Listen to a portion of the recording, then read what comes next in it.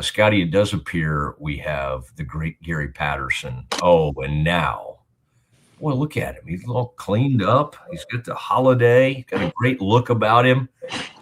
He's also in a three-quarter zip or whatever we call these things. And Coach, Gary, what do you want? Since you got a hat on, you want me to wear a hat? yeah, I kind of like those because I'm seeing some of those on the NFL sidelines, and I like that. I like that logo. I'm gonna put my real glasses on for a second just so I can get a better look at that logo. Let me have a quick look at that logo. Oh, Yeah. it's called Little Nine. It's Shady Oaks, Little Nine. Oh my gosh. Let me ask you this: in 1998, okay, what was your first year to get to Fort Worth? 98. Okay. 98 season. Okay. Did you ever meet Mr. Hogan? No. Okay. You weren't playing a lot of golf back then. But I was just thinking of Ben Hogan over at those hallowed grounds over there at Shady Oaks, and like just man, I think well, you probably did. You did get to know Dan Jenkins. Yeah, Dan and June Jenkins. In fact, June is still alive. June, they were an unbelievable couple. They actually put on our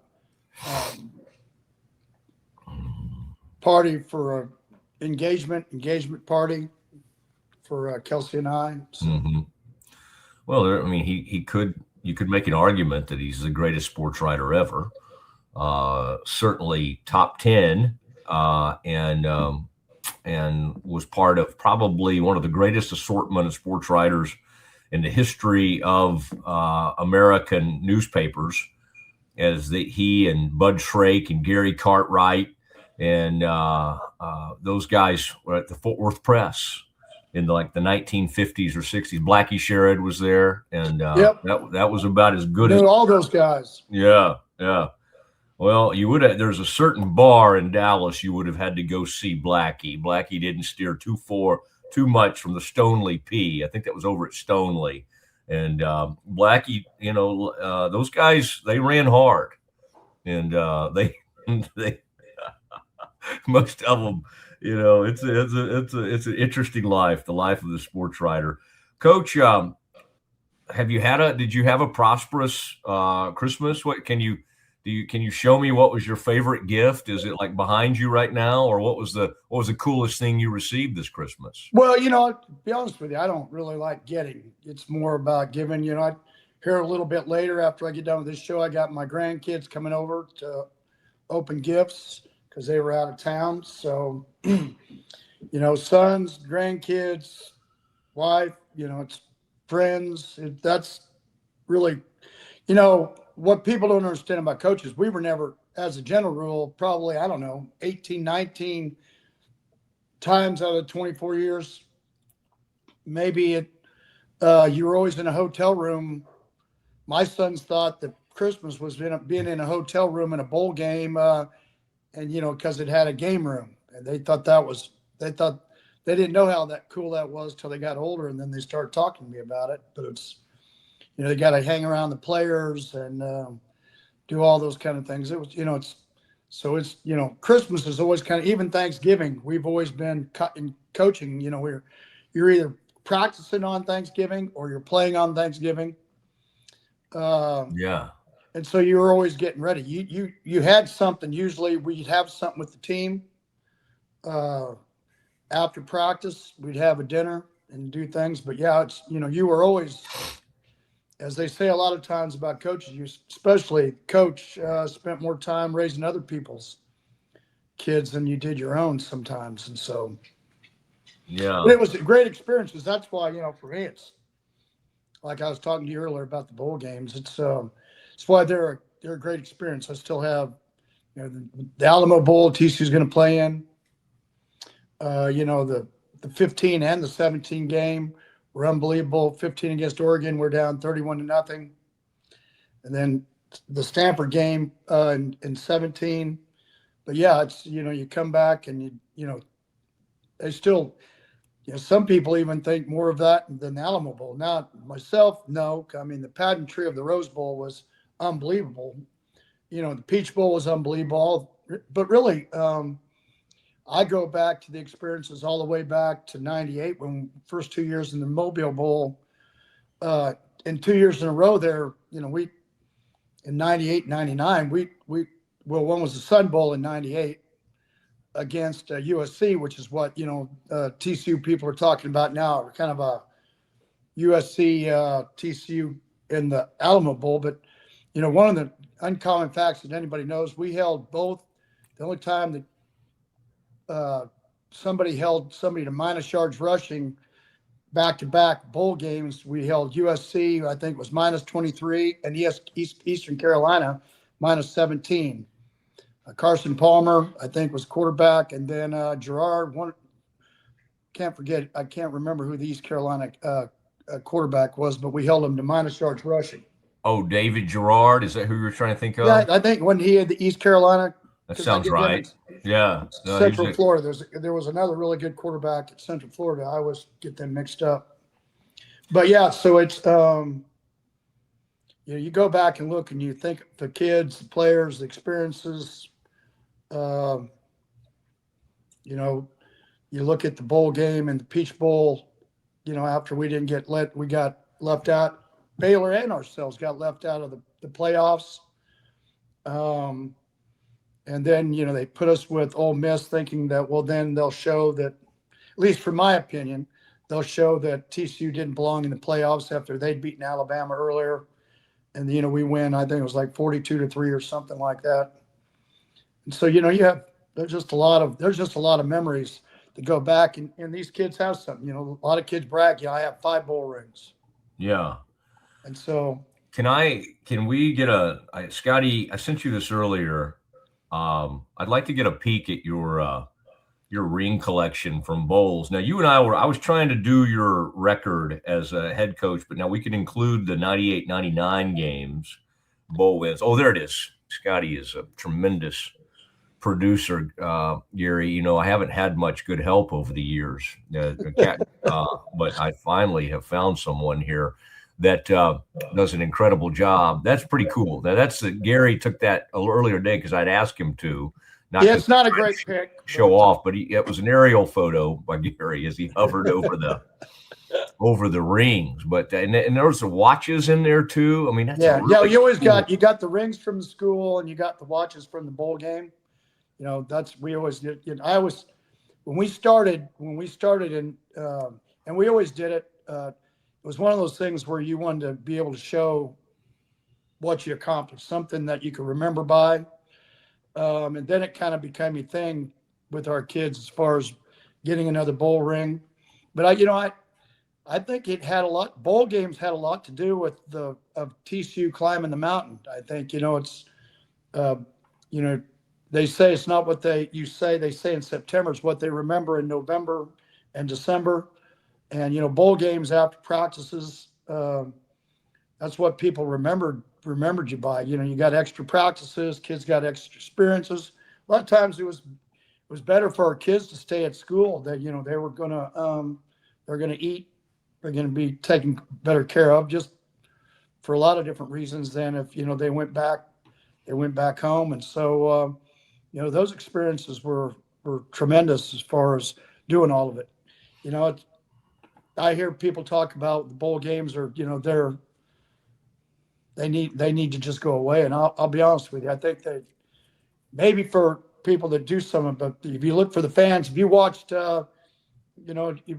last night's ball game, the last couple nights, or you listen to the quarterback, you listen to him talk about getting a chance to come back and play in 3 bowl games, in 3 ball games. And the things he talked about how just getting a chance to come back and play.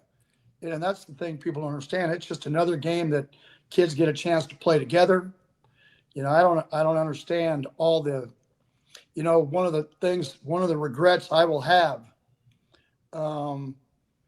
is that in the COVID year, our kids fight back to get a winning record. And then like a day or 2 days before the ball game, we have all of our defensive linemen come down with COVID. We were going to have like 1 or 2 guys left, and we were supposed to play Arkansas, and we had to pull out. I mean, to be honest with you, I still to this day would be one of the biggest regrets as a head coach that I ever was part of, because I'd watched how much our kids had fought through everything that they'd gone through. And so, not to get a chance to go to the Houston Bowl and be around those people and the gifts the kids get and all the things. I mean, it was a tough game. You do that. That one was because of health reasons. And so, and some of maybe we should just find a way to get it to make it work. It's you go through all that stuff. But yeah, I just I watch what kids go through, and that's why I don't really understand. I understand going in the portal. I don't understand, and I know a lot of. I can't. I don't want to get hurt my stock. Mm-hmm. Blah blah blah. But I mean, you can look at it on the positive. You got one more chance for people to watch you. It's your resume. You got one more game on your resume to be able to prove that, and to play against somebody good from another.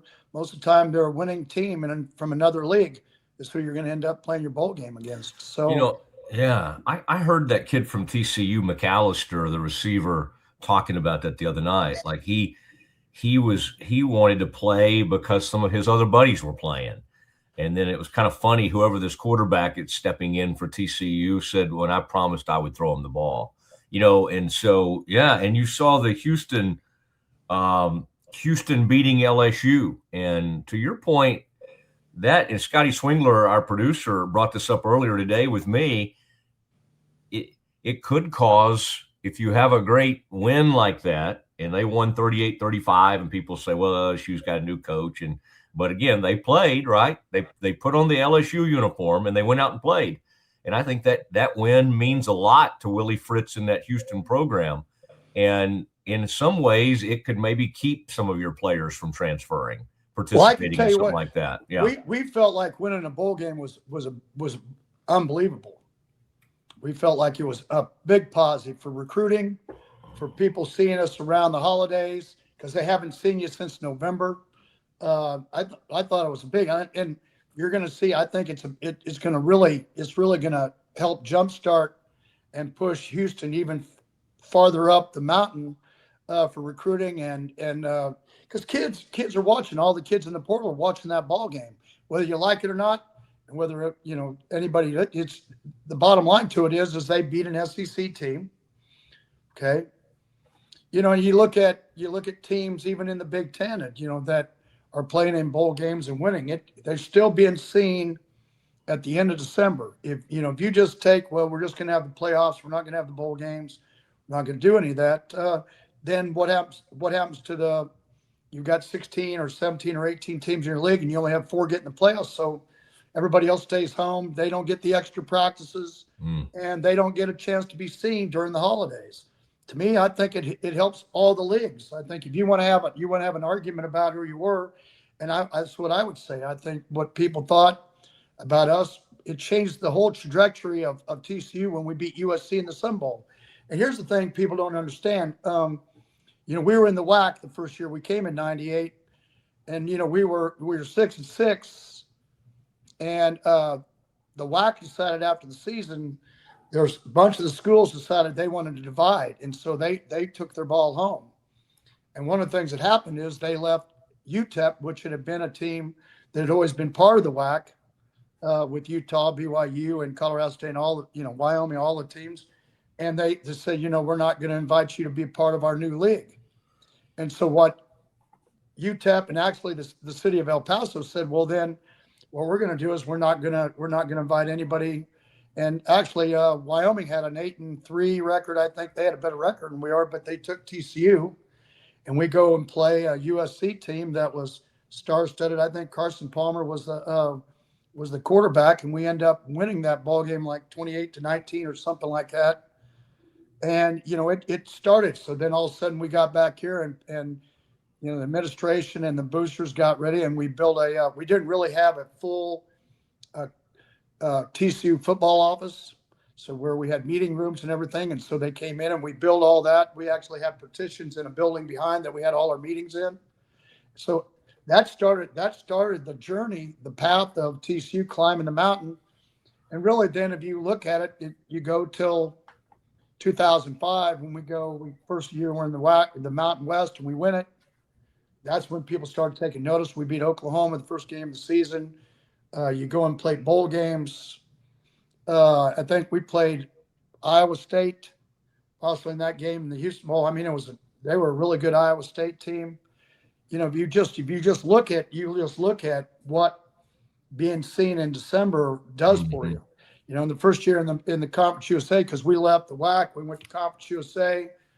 Okay, then we went to the Mountain West, and then you had, kind of the Big 12. I mean, Big East, but it really, we never played in it. And then you ended up in the Big 12. But I think it all had to do with being seen and being able to keep building your resume, and people noticed how you played and what you did, and people probably watched a higher level of TCU when they watched them in the bowl games of any other time that anybody watched us play. So I think those, and it's not, is it a because I hear people say, well, they're a blah bowl games. I don't, not to the kids that are playing it, Mhm. not to the fans that went down to it, because it's not only an experience, but you take a kid from East Texas, and we went out to the Poinsettia Bowl a couple times, and you play in San Diego, and they get a chance to spend 3, 4, 5 days in San Diego, see the ocean, never done this before. There's just so many things that go into a bowl game, and to meet people, even for us as a coach, as a head coach, get a chance to meet mayors, high distinguished people there at whatever the bowl site was at, and get a chance to know them. You're going to have a relationship with them leaving. I still remember that, even the relationship of when we played in the Rose Bowl, and TCU, when they left, they put a full page article in the LA Times. I don't really know if Los Angeles really wanted TCU to be there. It's the first time they'd had a you know, Big Ten and Pac-12 team playing in it, in modern day. And then, but I think when we left, and if you looked at it, here's the most amazing thing, Matt. So I think when we came to TCU, we had like 4,000 applications in 1998 for like 1,500 students coming in. We won the Rose Bowl. It went to somewhere around 24,000 applications for around 1,800 students. And then when TCU in 22 won they played for the national championship, it went to like over 40,000 applications for 2,000 students. So if you don't think that playing in a bowl game and being seen, it makes a big deal to a university. Like I always told people, athletics is not the most important part of the university. I mean, it's like the house. The porch is not the most important part of the house, but it is the most visible. And Yeah. you can change things. And I think TCU really changed when it was the first time, 2009, we played Utah on game day, 2009, and the chancellor Boschini, I think all of his friends called him from all over the country, about how pretty the campus was. You had, 8 or 10,000 people in the quad, and I mean, it was just unbelievable. And then you win the ball game. I don't think you can put a price on that kind of advertisement, that you get an opportunity to pee. And people say, well, a university loses in some of these smaller bowls, or they lose money. But I don't know if you look at it and people are watching you, if you get a chance to be viewed, then people are seeing you. Admissions, all those kind of things, I think, go up. So, Well, the famous one. Now you have to remind me. I think you changed your shirt at halftime, perhaps, but the 31-0 halftime deficit in the Alamo Bowl, where Brom Kohlhausen led the comeback, and what he threw for 351 yards and 4 touchdowns, triple OT thriller. And I'm sure, again, to your point, people still talk about that to this day. And that was a kid that probably wasn't gonna, it took some other circumstances to bring him in to get to play the ball game. And when it was his time, he was ready. So I would imagine that continues to be one of the great moments in TCU football history. yeah, Bram, he was a walk-on quarterback from Houston. There'd been places that came because a coach that we brought from the University of Houston, and I won't talk about all the reasons why Bram ended up being the starting quarterback, but the thing that was amazing about all that is if you could just listen to all the stories, because at halftime it's 31-0, and then it was raining outside, and all, probably half the TCU followers left. Okay. And all the stories, you got stories of, going back to the hotel, and then we start coming back and we win the game, and it cost them more. I got guys saying it cost them more in food and beverage back in their hotel room for all the people that came over and watched the game than it did for the tickets to get into the game. And people were sitting on the tarmac watching a 14-inch screen, not letting their plane take off because, they wanted to sit there and watch the game and do all of it. There's just story after story after story of those kind of things. And every university has those. I mean, that's, sometimes the relationships of because I'll hear people talk about, we ran into Oregon people and they're still not happy about the 2015 game. Yeah. Or vice versa. And so at the end of the day, you got there, you got an opportunity to play one more time. You got a chance to play a great opponent, and I think that's the thing that people just don't realize. But yet, to this day, those will be memories. And, especially Matt, when you stay somewhere, 20, almost 25 years, like I tell people, 25 years, I started in 1998 and you come 24 and you ended in in 2022, 21, 22 era at the end of 21. And so at the end of the day, I mean, you want to know what go from 37 to 62. I mean, that's your life. It's not, and you do it and you watch all the changes, because the greatest part about this whole thing is that, and I talked, as I tell people, there was 5 mayors, 4 athletic directors, and 3 chancellors in that period of time.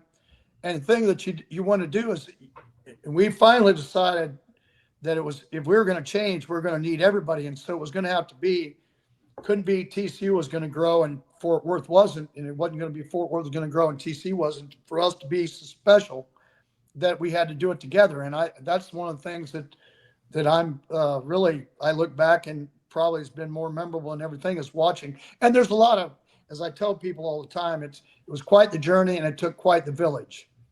I mean, you talk about the village of the decisions by chancellor and board of trustees at TCU, of the families in Fort Worth that decided, like the Basses and other ones that Moncrief, that decided that, that we needed to do it together and we could grow faster if we did it all, because of the visibility and everything that happened. I mean, it's just, you just can't put a price on, the ball rolling straight once you got to the top and rolling straight down the hill, and how much momentum you got as a city and as a university that it has in the last 20 some years. So, very proud of the people here and the friends I have, and also the school and all the people that were involved that made it different. I was just thinking, I was reading that story on Cody Campbell, and I was kind of thinking about, like, who was your Cody Campbell? And you just mentioned some huge names in Fort Worth. Of course, the Bass family played an enormous role in Sundance Square and everything that's happened in Fort Worth. So you probably had people who were helping football, but also helping the city of Fort Worth in a lot of ways. Whereas with Double Eagle and those guys, it's all about that football program. It's all about that athletics department. But you had a lot of help over the years. Have you crossed paths with him at all, that Cody Campbell? Yeah. Oh, yeah. He lives here in Fort Worth. Him and John, his partner, they both live here. Their offices are here.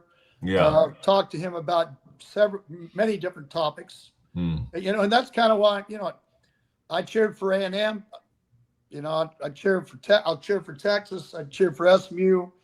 I cheer, I'm going to cheer for the Red Raiders because simple reason, we're all in. I truly believe when we took almost 45,000 people in purple to the Rose Bowl, there's only 50,000 living alumni. Now it's probably more when it happened. But I knew a lot of Texas people that wore orange, but they wore purple that day. I knew A&M people that wore purple that day. I knew Red Raiders that wore purple that day. That for one day, they all became a Horned Frog. And so I think you have to do that for Texas Tech. That's why I was cheering for the Aggies the other night. I was cheering for the Longhorns. And I think, at the end of the day, those kind of things are important. And it took somebody like Cody Campbell that played there, graduated from there, him and John to say, and there's others that are in that, that are really making a difference with their athletic programs. But at the end of the day, it's just really cool that somebody would. For me, it was 4-7s that led by Dick Lowe. I mean, Hunter Ennis. If you look at Kelly Cox, if you look at the Moncriefs, if you just look at all the names over there, they're on boxes. The Amon Carter Foundation, John Justin Foundation. I mean, there was just a large group of people. It took everybody. It's funny, Matt, because in 2004, which was the first losing season we had at TCU, when we came in 98, 2004, we went 5-6.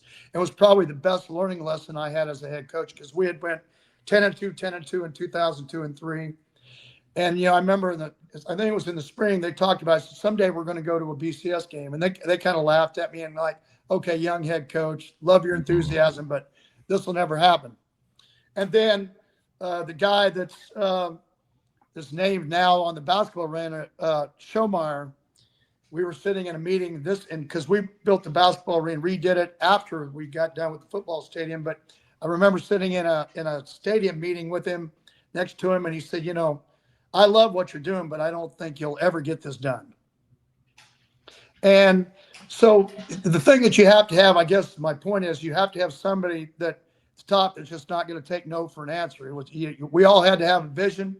Yeah. We had to win ball games. We had to do all of it, but you had to put yourself in a situation where you weren't going to take no for an answer. And you're just going to keep doing your part, and you had to win. People had to be able to believe, but it all changed when we won the Rose Bowl because of the national publicity, and we knew we were going to have to do more stadium and other things. Chris Del Conte, which was my third athletic director. But if you look at him, Eric Hyman, then Danny Morrison, which he then went to be the Carolina Panther president. Then you had Chris Del Conte, which, Chris was unbelievable. Now he's the AD at Texas, which I think, to be honest with you, he's probably the best athletic director in college football right now, as far as how he does things. I watch him from afar, get a chance to talk to him quite a bit, but what he does with things. Then Jeremiah Donati carried that forward, and now it's Mike Buddy. And so everybody needs to, you have to have a little bit of a history lesson. I always tell people, and I use Coach Snyder. I was a player at Kansas State, and in 1981 was the first time we went to a bowl game. Kansas State had ever gone to a bowl game in their history. And the thing that happened with it was, when Coach Snyder got there, he kind of said,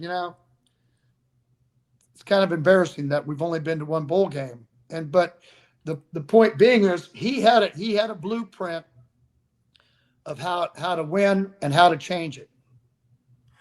Kansas State initially went away from that, and then with the last coach they just had come back, they went kind of back to that blueprint. Mm-hmm. Had to find guys that were Kansas State type of guys and worked hard, and they've won. And I think that's also with TCU. You just look at, when I look back at it, there's no way any of this stuff could have happened unless you would have had a lot of people saying the right things and backing you up and doing the things you needed to. And to be honest with you, that's one of the reasons everybody asked me, because of all the different places that we were offered jobs, and they were all really good jobs. The key was I just wanted to make a difference somewhere that it gave me an opportunity. And, now I have, you have friends. I have friends that maybe I never would have had, because coaches are always going too fast. And, and the people, and you look back and see, look what this city looks like now, and look what the university looks like now, and say, okay, I was a very small part of that whole situation. But, you just had to keep pushing everybody's hand to make sure that everybody knew could have the vision of seeing what it was going to be like if you could get to this point. And so here we go.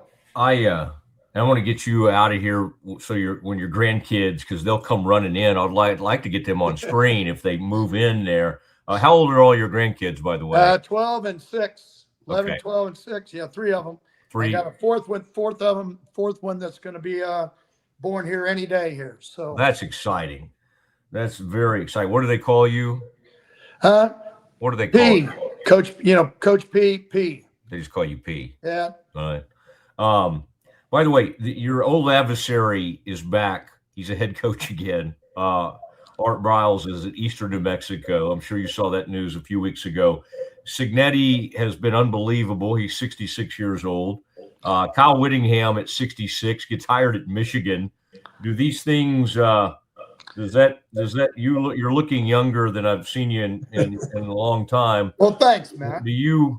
When you see these things happening and the 60-something coach sort of having its moment, does that fire you up? Do you want one last go at this, or do you think your head coaching days are behind you? Well, one of the things people need to understand, one of the reasons I've been out, because we hit all the check marks. You had to qualify for the College Hall of Fame. You had to be out 3 seasons. And so that's one of the reasons why. And we're on the ballot this year. We'll see if we got selected. It's hard because they only take 2 Power 4 coaches a year into the Hall of Fame, and then a couple other coaches. And so I'll see how that goes. It was always a goal of mine, to try to be part of something, to try to do something. If you could be special enough to do something where you could qualify and be worthy enough to do that. And so we'll find out if that happens. One thing that I do have as a goal that would be cool to me, though, and is that I'm only 19 wins away from 200 wins, which is not very, very often that coaches get a chance to get to that point. And I'll be honest with you, in some ways, I'd like to be able to you'd like to see yourself be able to do it again at another place and take a program and build it back up to championship level. And so we'll see how all this turns out. But it's been fun. As I tell people, I knew Fort Worth, but I didn't know Fort Worth. Always worked so much. It's like people said, well, how long you been a member out at Shady Oaks, Colonial Hall? Well, I mean, this was 15 years ago. It's 15 years ago. And, but they never saw me because I was always working. I was never there, a part of it. Well, I'm going to have to go. My grandkids are here. All right. That's what happened to that Auburn coach. He was playing too much golf on the job. All right. Give him a hug, and I wish you'd put him on screen. But yeah, that's a very exciting time. Hey, thank you. Always great to catch up with you. Appreciate you. Oh, the dogs. Oh, yeah. We got people here. So. Okay. See you, Gary. Appreciate you.